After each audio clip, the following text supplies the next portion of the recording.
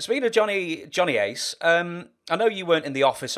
You were more on-screen talent. I'm sure you had your Yeah, brain picked by I Jim. was more or less in charge of advertising and developing the bad guys Yeah. in So, Bolin services. what did you hear from when John Laurinaitis started taking over from Jim Ross's senior vice president of talent relations and everything? Mm-hmm. Was he just an absolute nightmare to deal with from the off with OVW? For Jimmy, he was a nightmare for Jimmy. And then of course they were trying to run Jimmy off at this point. And we knew that for a fact because number one, they sent Paul Heyman down here. Hmm. Heyman and Jimmy actually posed for a picture together and got along for a very, very short period of time. Me and Paul got along pretty good, but Paul kept giving all my speaking point. He made my managerial job no necessity because he was having Ken Doane and Bobby Lashley do all my talking points. I get his point. He was wanting to teach them to talk. Kenny Bolin is not always going to be there to talk for you. But in the concept of OV wrestling television, my job is to speak for the bad guys. Well, Heyman kind of took that away from me. I was always in the background and I was there to interfere. I wasn't doing anywhere near as many interviews. So the only time I ever left OVW for a period of time, I told Danny, I said, I've been here for 12, 13 years or whatever it was at that time, maybe longer. And I said, I've never had a vacation. I said, I don't know why Paul Heyman even puts me on these fucking shows. I said, I'm just background material. I said, let me make it easy for Heyman. I'll just step out of here and I'm going to go home, take a vacation.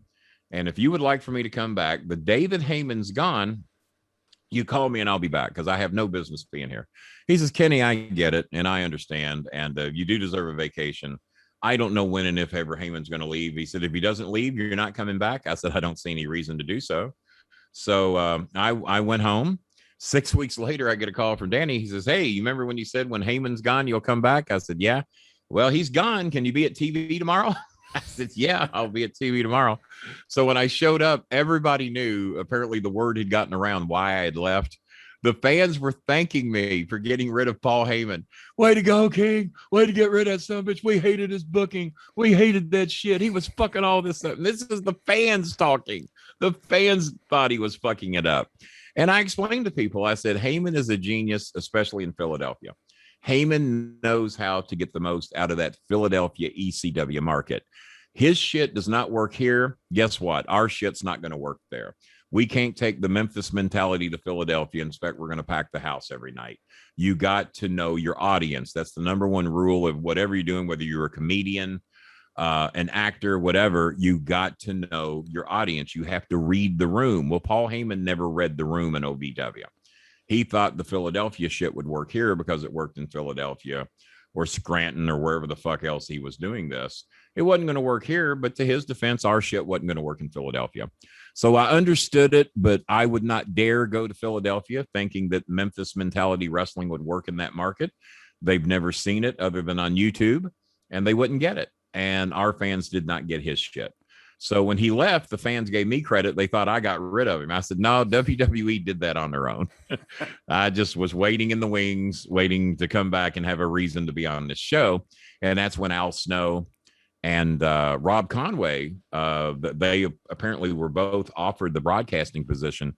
And they both said no. They said, Kenny Bolin is created for this. He was the broadcaster when he first got here.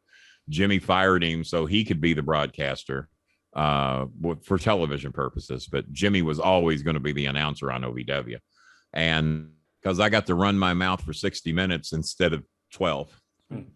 Or actually 4 or 5. You do a 4 or 5 minute promo, then you managed a 7-minute match, and I'm done with television. Or I might not even be on TV that week. Broadcasting, you're on the host show. Every show, you get all your shit in. If you don't like somebody, you can bury them. If you love somebody, you can put them over. And it's the most powerful position in wrestling, is to be the heel broadcaster. And I love doing it.